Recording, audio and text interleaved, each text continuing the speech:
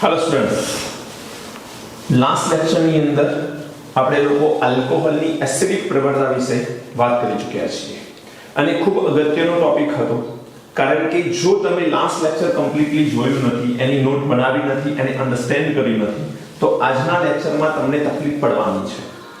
અહીંયા આપણે આલ્કોહોલ અને ફિનોલની કેટલીક રાસાયણિક પ્રક્રિયાઓ વિશે વાત કરવાના છીએ.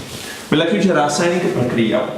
હવે લાસ્ટ લેક્ચર થી આપણે રાસાયણિક પ્રક્રિયાઓ કહીએ કે રાસાયણિક ગુણધર્મો કહીએ, બંને વાત એક જ છે. જેમાં રાસાયણિક પ્રક્રિયાઓ આલ્કોહોલની જે થાય છે એમાં બે પ્રકારની રાસાયણિક પ્રક્રિયાઓ આપણને જોવા મળતી હોય છે.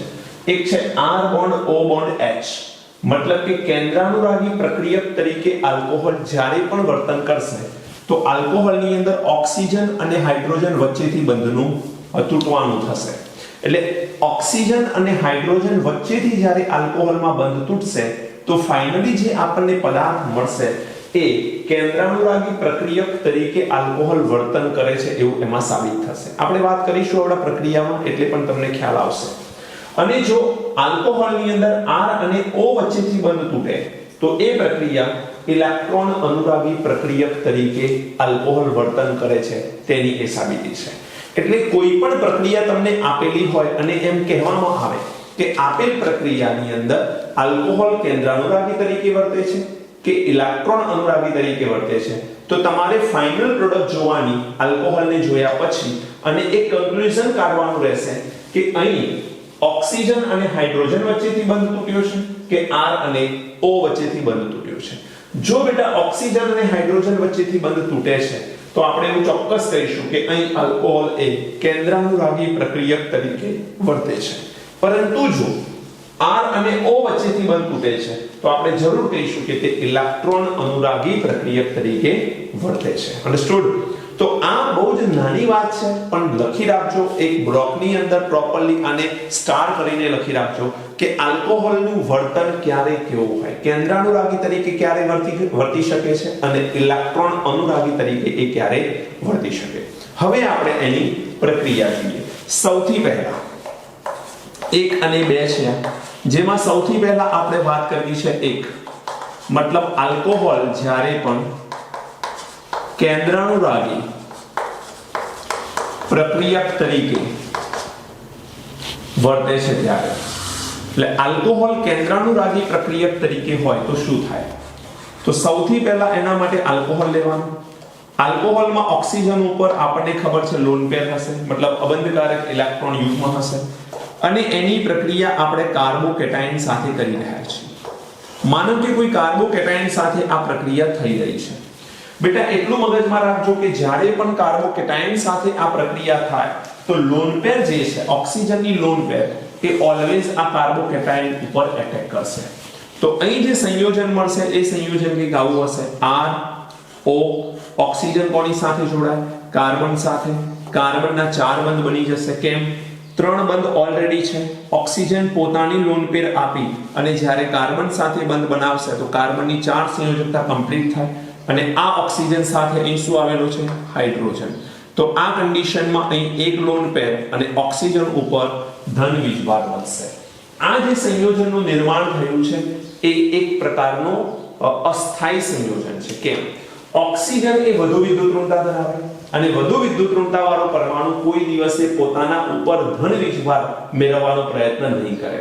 વધુ વિદ્યુત ઋણતા વાળો પરમાણુ તો જ સ્થાયી કહેવાય જો એના ઉપર નેગેટિવ ચાર્જ આવે. અહીં કેવો ચાર્જ છે? પોઝિટિવ ચાર્જ છે.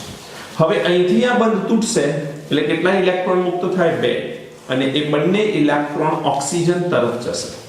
જો બંને ઇલેક્ટ્રોન ઓક્સિજન તરફ જાય તો R બોન્ડ O ઓક્સિજન ઉપર લોન પેર આવી જશે, કાર્બન અને ત્યારબાદ 3 બોન્ડ બીજા આવશે. એટલે ટોટલ કાર્બનના 4 બોન્ડ થઈ જશે. આ પ્રક્રિયાની અંદર અહીંથી છૂટું શું પડ્યું? H+. તમારે ખાલી એટલું જોવાનું છે કે અહીં આ જે આલ્કોહોલ છે એ અને આ જે પ્રોડક્ટ છે એ બેની અંદર જુઓ તો આલ્કોહોલનો કયો પદાર્થ જોડાયો છે? તો R બોન્ડ O અહીંયા જોડાયેલો છે. એનો અર્થ એ થાય છે કે O અને H વચ્ચેથી બંધ તૂટેલો છે. એટલે અહીં O અને H વચ્ચેથી બંધ તૂટે છે ત્યારે જઈને આ H+ છૂટો પડે છે. એટલે અહીં સાબિત થાય છે કે O અને H વચ્ચેથી બંધ તૂટે એટલે ઓલવેઝ આલ્કોહોલ એ કેન્દ્રાનુરાગી પ્રક્રિયક તરીકે વર્તે છે. બસ આ સિમ્પલ વાત સમજવાની છે કે કેન્દ્રાનુરાગી પ્રક્રિયક તરીકે આલ્કોહોલ ક્યારે વર્તન કરે. સેકન્ડ આપણે સમજવું છે આલ્કોહોલ ઇલેક્ટ્રોન અનુરાગી પ્રક્રિયક તરીકે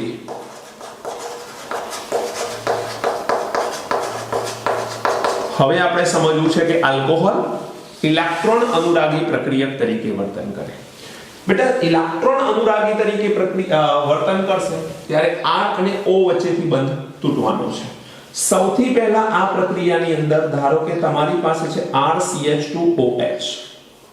RCH2OH એમાં ઓક્સિજન ઉપર લોન પેર છે. સૌથી પહેલા તો એ પ્રોટોનેશન અનુભવશે. એટલે આલ્કોહોલનું અહીંયા શું થવાનું છે? પ્રોટોનેશન. અને જ્યારે પણ પ્રોટોનેશન થશે એટલે આ લોન પેર આ H+ ની મળશે એટલે H+ અહીંયા જોડાઈ જશે. એટલે RCH2OH અને H અહીં આવી ગઈ લોન પેર, અહીં આવી ગયો પ્લસ વીજભાર. ઓકે, તો અહીં ફરીથી તમે જુઓ કે આ H+ જ્યારે અહીં જોડાય છે ત્યારે ઓક્સિજન ઉપર ધન વીજભાર આવે છે, એક લોન પેર અહીંયા વધે છે. વન ટાઈપ ઓફ ઓક્ઝોનિયમ આયન અથવા તમે કહી શકો પ્રોટોનેટેડ આલ્કોહોલ.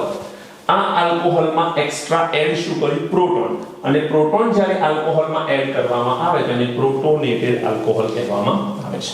હવે આ જે પ્રોટોનેટેડ આલ્કોહોલ છે એની પ્રક્રિયા આપણે કરીએ Br- અથવા X- સાથે. હેલાઇડ આયન લઈ લઈએ આપણે અને આ હેલાઇડ આયન સાથે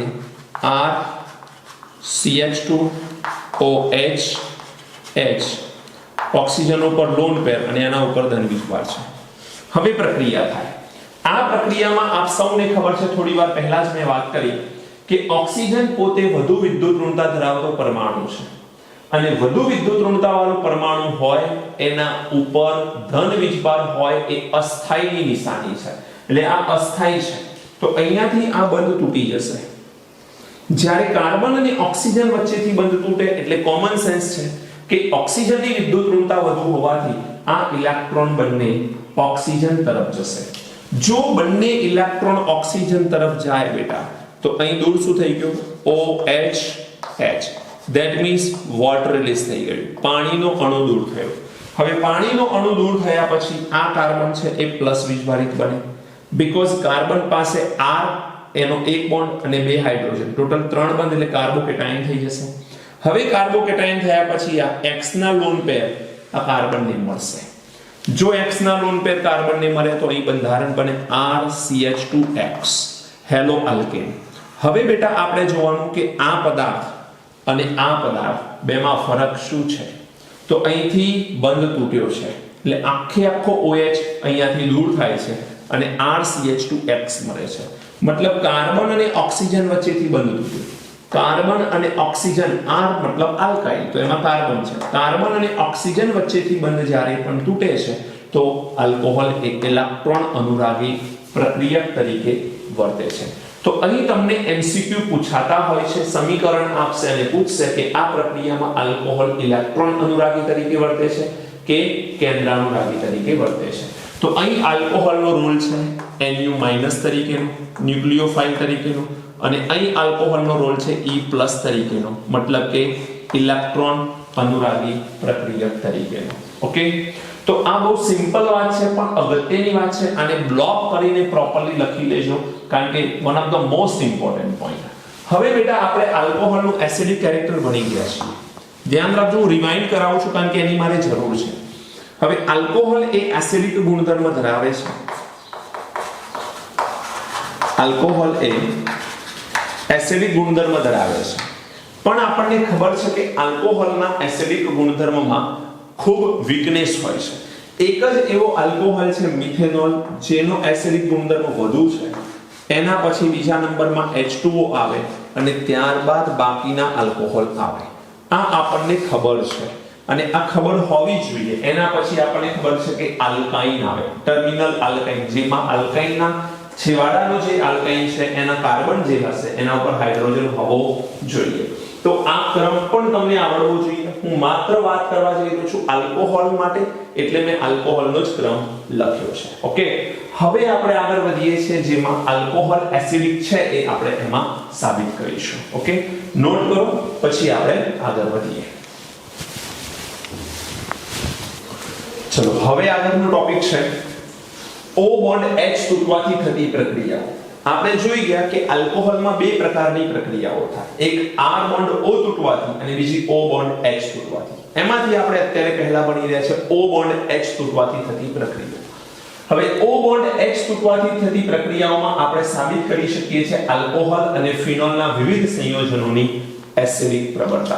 એટલે એસિડિકતા આપણે સાબિત કરીશું, આલ્કોહોલના વિવિધ ઉદાહરણ લઈશું અને ફિનોલના પણ વિવિધ ઉદાહરણ લઈશું. જેની અંદર એમ કહી શકીએ કે O બોન્ડ H તૂટે છે એટલે આલ્કોહોલ Nu- તરીકે વર્તન કરે. કેન્દ્રાણુભાગી પ્રક્રિયક તરીકે આલ્કોહોલ અહીંયા પ્રક્રિયા કરે છે.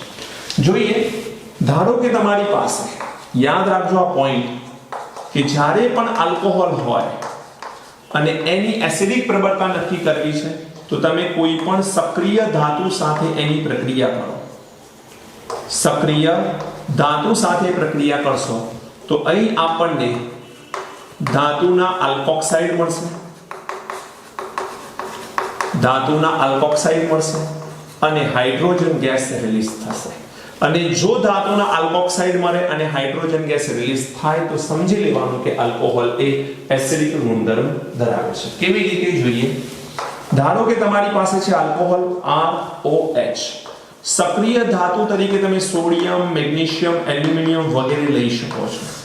સોડિયમનો સૌથી વધુ યુઝ થતો હોય છે એની અંદર, તો સોડિયમ અહીંયા આવશે. હવે આ રિએક્શનની અંદર આ O- આ H+ બનશે.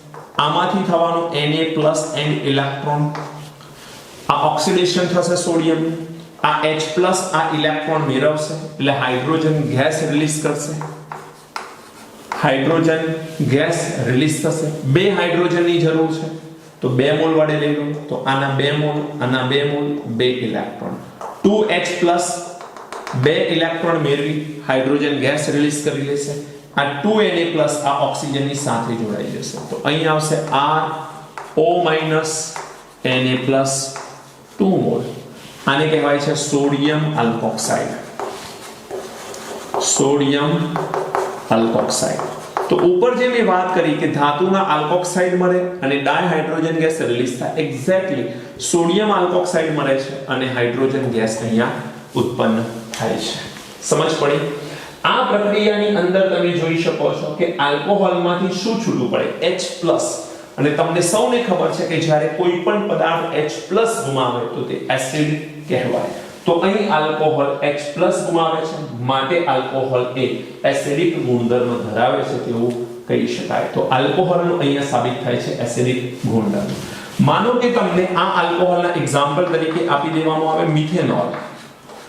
એની 2 મોલ સોડિયમ સાથે પ્રક્રિયા કરીએ, 2 મોલ મિથેનોલ લઈએ તો હવે તમને સીધો જવાબ મળવો જોઈએ કે અહીંથી આ માઈનસ, આ પ્લસ, આમાંથી પણ શું થવાનું? 2Na+ એન્ડ 2 ઇલેક્ટ્રોન રિલીઝ થશે. આ H+ કેટલા? 2. આ 2 ઇલેક્ટ્રોન મેળવી લે એટલે ખૂબ ઝડપથી અહીંયા હાઇડ્રોજન ગેસ રિલીઝ થાય અને 2Na+ આ ઓક્સિજન આ 2Na+ ને મેળવે એટલે 2 મોલ ઓફ CH3ONA, મતલબ આપણને નિપજ તરીકે મળે સોડિયમ મિથોક્સાઇડ. સોડિયમ મિથોક્સાઇડ આપણને પ્રોડક્ટ તરીકે મળતું હોય છે. આમાં ધ્યાન રાખવાનું કે આ જે સોડિયમ આલ્કોક્સાઇડ છે જનરલ કેસમાં RO- Na+, આની બેઝિક પ્રબળતા એ કોઈ પ્રબર બેઝ કરતા પણ વધારે છે. એટલે સોડિયમ હાઇડ્રોક્સાઇડ કરતા પણ એના આલ્કોક્સાઇડની બેઝિક પ્રબળતા વધુ હોય છે. બેઝિક પ્રબળતાનો આ ક્રમ યાદ રાખજો, MCQ માં આ પણ આવી શકે છે. એટલે સોડિયમ આલ્કોક્સાઇડની બેઝિક પ્રબળતા તેના સોડિયમ હાઇડ્રોક્સાઇડ પ્રબળ બેઝ કરતા પણ વધારે હોય છે. ઓકે, મિથેનોલની જગ્યા પર ઉદાહરણ બદલી નાખીએ. હું લઈ લઉં ધારો કે ઇથેનોલ. ઇથેનોલ માટે હું લખું છું C2H5OH 2 મોલ. એની પ્રક્રિયા 2 મોલ સોડિયમ સાથે કરશો તો શું બનશે બેટા? અગેન હવે આ રિએક્શન હું લખતો નથી, માઈનસ પ્લસ ડાયરેક્ટ જ ખબર પડવી જોઈએ કે અહીં ડાયહાઇડ્રોજન ગેસ રિલીઝ થશે 2Na માંથી 2Na + 2 ઇલેક્ટ્રોન એ 2 ઇલેક્ટ્રોન 2H+ એ મેળવી લીધા ડાયહાઇડ્રોજન ગેસ રિલીઝ થઈ ગયો 2Na + O- સાથે જોડાય 2 mall of C2H5ONa O- Na + O- Na O- અને Na+ વચ્ચે ઓલવેઝ આયોનિક બોન્ડ હોય ધ્યાન રાખજો આનું નામ શું થાય બેટા આનું નામ થાય સોડિયમ ઇથોક્સાઇડ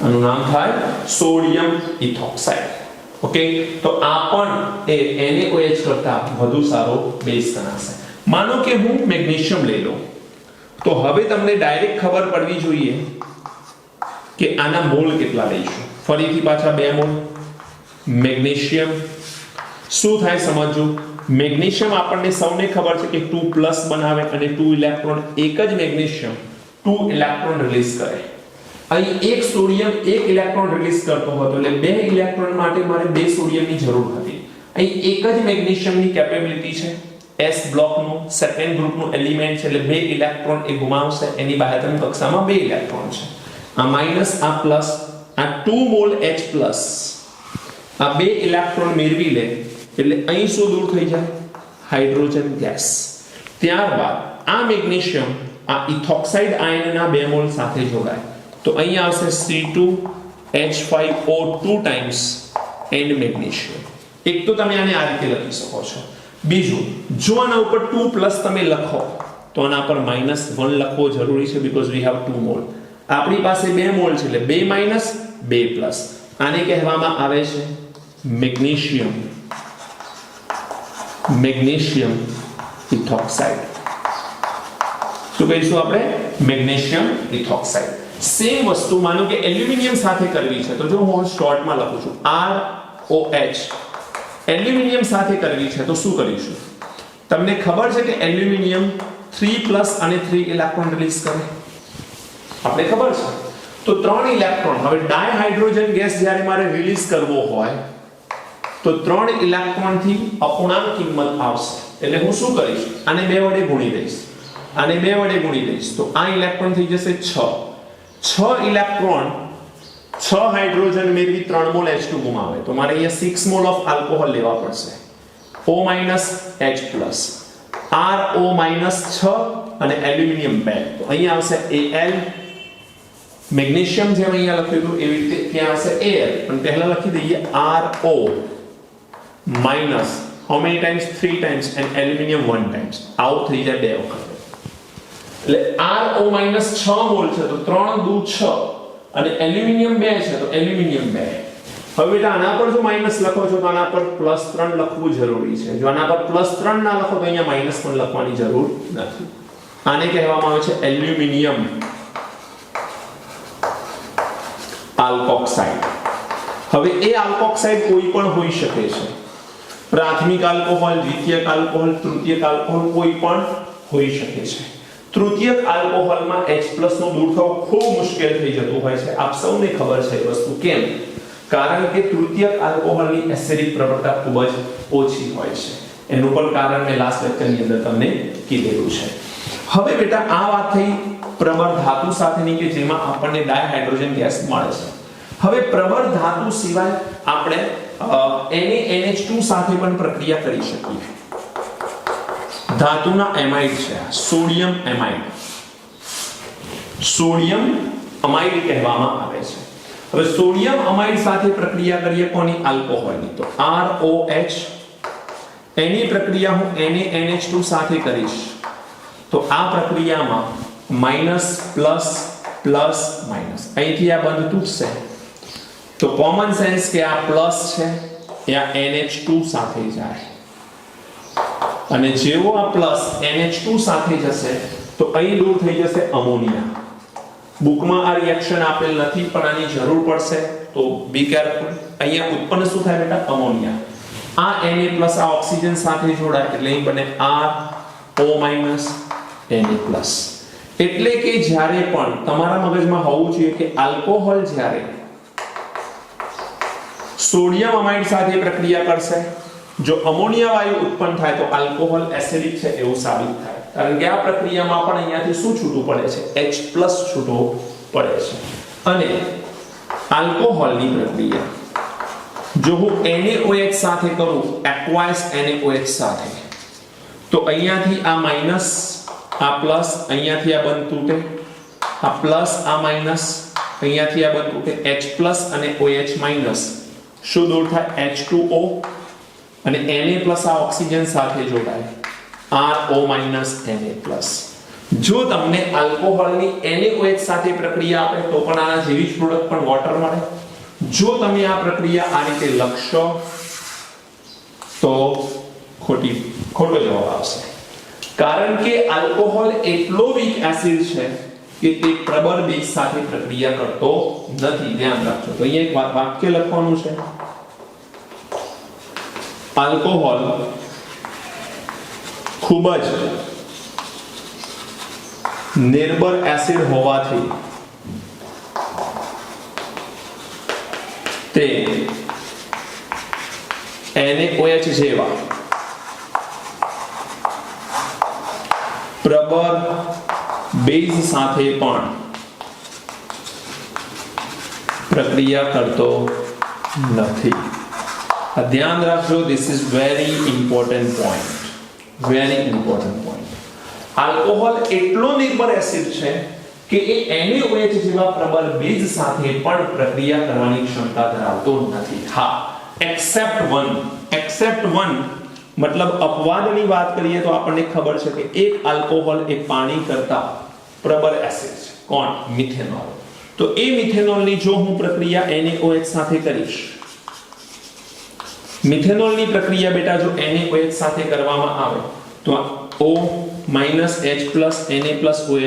આ OH- આ H+ શું દૂર થઈ ગયા H2O અને આ Na+ આ O સાથે જોડાશે એટલે નિપજ મળશે CH3ONa.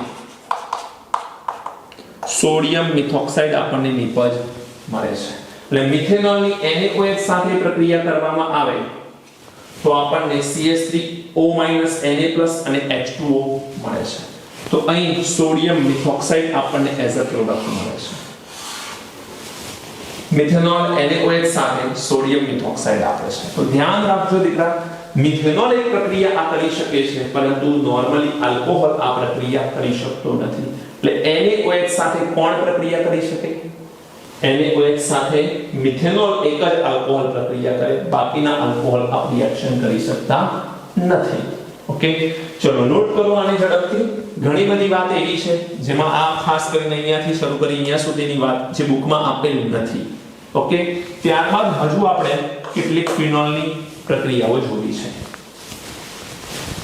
હવે જોવી છે આપણે ફિનોલની કેટલીક પ્રક્રિયાઓ જેનાથી સાબિત થાય કે ફિનોલ એ એસિડિક પ્રબળતા ધરાવે છે. જેમાં હાલ આપણે જોઈ ગયા કે સોડિયમ સાથે એક તો પ્રક્રિયા કરી શકાય. ઇન શોર્ટ, સક્રિય ધાતુ સાથે આલ્કોહોલની આપણે લોકોઈ પ્રક્રિયા કરી. બીજું NaNH2 સાથે પ્રક્રિયા કરી તો અમોનિયા છૂટો પડે. સક્રિય ધાતુ સાથે હાઇડ્રોજન આપે છે, NaNH2 સાથે અમોનિયા આપે છે. અને થર્ડ નંબરની અંદર NaOH સાથે aqueous NaOH સાથે મિથેનોલ સિવાયનો બીજો કોઈ આલ્કોહોલ પ્રક્રિયા કરી શકતો નથી. હવે બેટા આપણે વાત કરવી છે ફિનોલની. તો ફિનોલની એસિડિક પ્રબળતા નક્કી કરવાના બે રસ્તા છે. તમે એક તો આની પ્રક્રિયા કરી શકો છો કોઈ સક્રિય ધાતુ સાથે. સોડિયમ સાથે પ્રક્રિયા કરીએ 2 mall of phenol 2 mall of sodium. Again આમાંથી ઓક્સિડેશન થાય એટલે 2 Na+ and 2 ઇલેક્ટ્રોન રિલીઝ થાય. અહીંયાથી આ બંધ તૂટે, આ O- અને H+. કેટલા H+ છૂટા પડે? 2. એ 2H+ અહીંથી છૂટા પડેલા 2 ઇલેક્ટ્રોન મેળવી ડાયહાઇડ્રોજન ગેસ રિલીઝ કરે. રિડક્શન પ્રક્રિયા. તો અહીંયા આપણી પાસે એક તો ડાયહાઇડ્રોજન ગેસ રિલીઝ થાય, ડાયહાઇડ્રોજન વાયુ છૂટો પડે. વધ્યો શું? 2Na+. આ 2Na+ ઓક્સિજન સાથે જોડાઈ જાય એટલે અહીં આપણને નિપજ મળે બેન્ઝીન ઉપર O- Na+. કેટલા? 2 મોલ, જેને કહેવામાં આવે છે સોડિયમ ફિનોક્સાઇડ. તો આ પ્રક્રિયાથી સાબિત થાય છે કે ફિનોલની અંદર O બોન્ડ H બંધ તૂટે છે, H+ છૂટી પડે છે અને H+ છૂટો પડે છે, માટે આ ફિનોલ એ એસિડિક ગુણધર્મ ધરાવે છે. બહુ સિમ્પલ રિએક્શન છે. ફિનોલની એસિડિક પ્રબળતા એ આલ્કોહોલથી વધુ હોય છે. આગળના ટોપિકમાં આપણે જોવાના છીએ આ પોઈન્ટને. પણ ફિનોલ જે છે જો NaOH સાથે પ્રક્રિયા કરવામાં આવે તો જરૂર આ પ્રક્રિયા થાય છે. આલ્કોહોલમાં એક્વાયસ NaOH સાથે માત્ર મિથેનોલ જ પ્રક્રિયા કરે છે.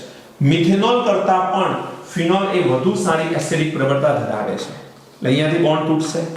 આપણે સાબિત પણ કરીશું બેટા કે શા માટે ફિનોલની એસિડિક પ્રવણતા વધુ છે મિથેનોલ કરતા. પણ અત્યારે તમારે આ ધ્યાન રાખવાનું છે. આ H+ અહીંયાથી આ બંધ તૂટે એટલે OH- અને H+ શું છૂટું પડે? H2O રિલીઝ થાય. હવે આ ઓક્સિજન જે છે એ આ Na+ ને પોતાની સાથે લઈ આવશે. તો આ પ્રક્રિયાની અંદર બેન્ઝીન ઉપર O- અને Na+ મળશે. Na+ અહીંયા આવશે. ફરીથી સોડિયમ ફિનોક્સાઇડ અને વોટરમાં આ રિએક્શનની અંદર પણ અહીંયાથી બંધ તૂટે છે એટલે ફિનોલમાંનો H+ છૂટો પડે છે. માટે આપણે એને શું કહી શકીએ? એસિડિક ગુણધર્મ ધરાવે છે તેવું કહી શકાય. અન્ડરસ્ટુડ? તો આ પ્રક્રિયાની અંદર ફિનોલ અને આલ્કોહોલ બંને એસિડિક ગુણધર્મ ધરાવે છે એવું સાબિત કરી ચૂક્યા છીએ આપણે. ધ્યાન એ રાખવાનું છે કે આલ્કોહોલ અને ફિનોલ આ બંને H+ ગુમાવે છે અને H+ ગુમાવે છે માટે બંને બ્રોન્સ્ટેડ એસિડ તરીકે વર્તે છે.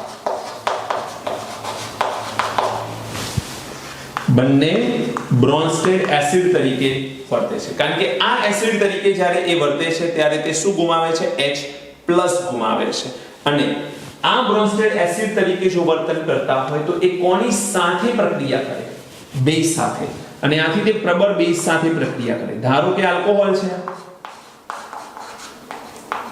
આ જો બ્રોન્સ્ટેડ એસિડ તરીકે વર્તન કરતો H+ ગુમાવશે અને એ B- સાથે પ્રક્રિયા કરશે તો આ H+ આ B- ને મળશે, આ ઇલેક્ટ્રોન આમ જશે એટલે અહીં બનશે RO-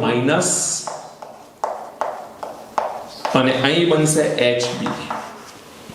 તો તમે એટલું સમજી શકો છો કે અહીંયાથી છૂટો શું પડવાનું? H+. કોને મળવાનું? બ્રોન્સ્ટેડ એસિડ જે છે એ પ્રબળ બેઝને પોતાનો H+ આપશે અને પરિણામે Hb બનશે અને આ બને RO-.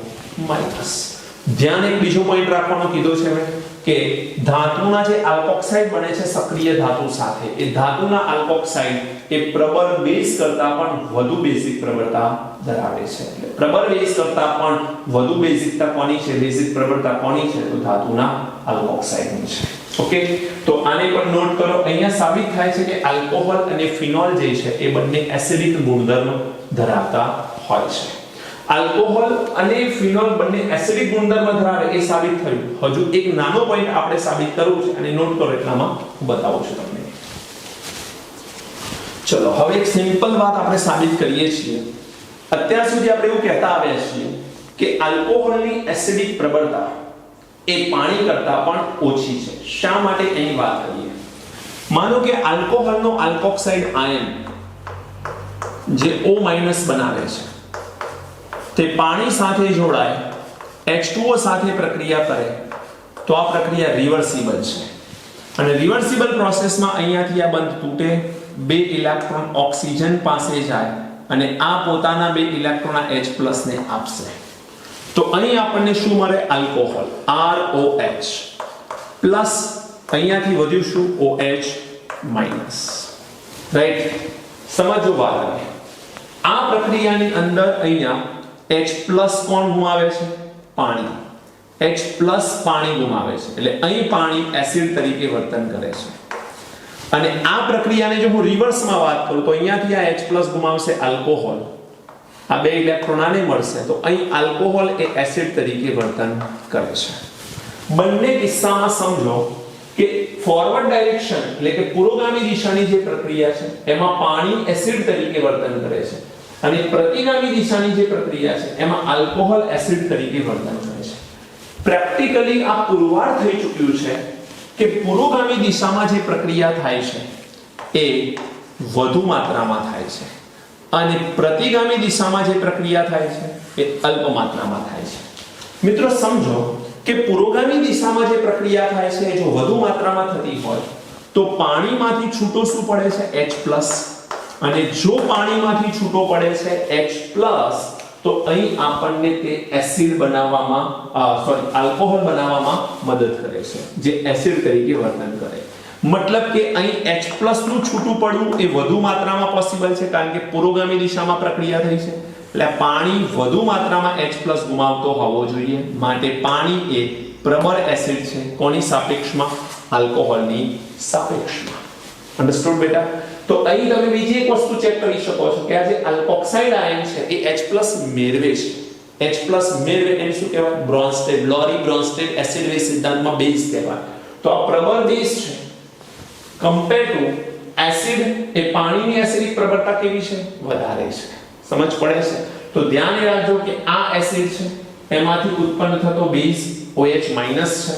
ત્યારબાદ આ આલ્કોહોલ એસિડ છે અને AH+ OH ને આપશે એટલે પાણી બની અને આલ્કોક્સાઇડ આયન પાછો બને. પણ પુરોગામી દિશામાં પ્રક્રિયા વધુ માત્રામાં થાય છે, એટલે સાબિત થાય છે કે એસિડ તરીકે પાણી વધારે સારી રીતે વર્તન કરે છે કમ્પેર ટુ આલ્કોહોલ.